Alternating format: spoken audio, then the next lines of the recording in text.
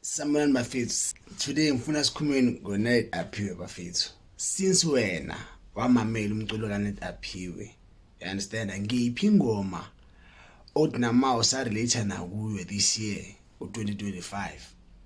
Mina uMaside ingoma uNed Aphiwe wakhe wayenza that I still relate until today. Ile ngoma ethi ngiyabonga. Because that song every time uyilalela wezinto ezigrand ebomini usiya phambili yakhuthaza la ngoma mfethu ayiblind yabo. Kulonyaka 2025 yawudrophile ingoma ezibhaya nama feature, but kwingoma zonke azidrophile kulonyaka engishaya kakhulu I waiting for you. You understand? That song na it's the best for me. Wena kulonyaka 2025 ngiphi ingoma naphiwa ayidrophile oyithandayo until today osayifila until today?